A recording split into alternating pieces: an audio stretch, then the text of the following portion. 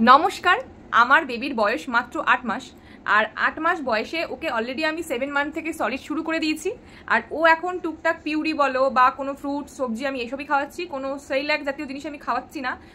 ওকে আমি পোহা মানে চিড়ে দেওয়ার চেষ্টা করছি, সুজি দিচ্ছি, আবার কিছু টাইমে সবজি সিদ্ধ করে দিচ্ছি, ফল সিদ্ধ করে দিচ্ছি।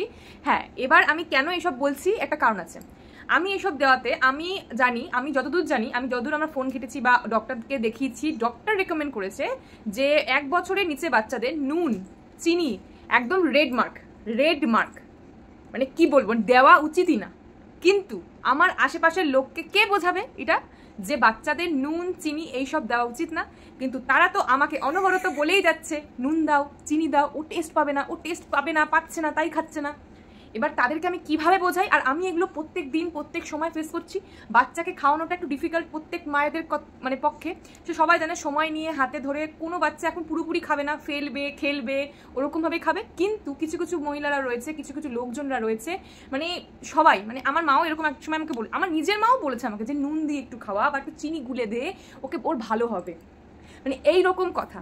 এগুলো আমার না, মানে আমি বোঝাতেই পারছি না পাবলিকদের যে না, নুন দেবো না।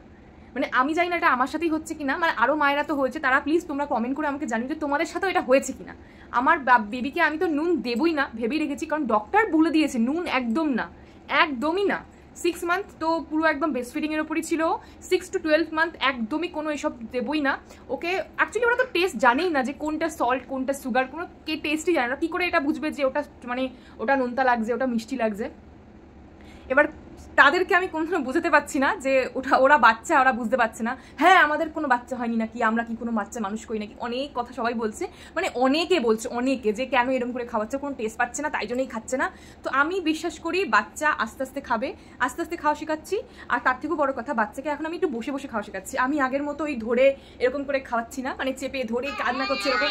আর আমার বাচ্চা ওরকমভাবে একদমই খায় না, সাউন্ড করছে।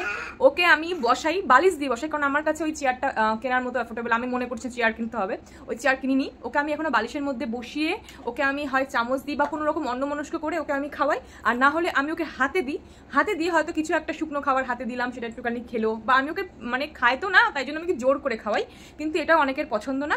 কিন্তু সবাই মানে ওই হয় না, পুরনো ধারার একদম ধারার জলে একদম ভেসে যাচ্ছে এইরকম লোকে সবাই ভাবে এরকম হয়, ধরে খাওয়ালেই মনে হয় ভালো, বাচ্চাটা খাবে, কিন্তু আদারওয়াইজ খাবে না। কিন্তু আমার পলিসি, মানে আমি এখনকার মা, অনেকে বলবে হ্যাঁ তুমি অনেক বেশি জেনে গেছো, কিন্তু না, এটা মানে এখন আমরাও তো সোশ্যাল মিডিয়া ঘাটছি বা ডক্টরদের কথা শুনছি, এখন দেখছি এটাই হচ্ছে।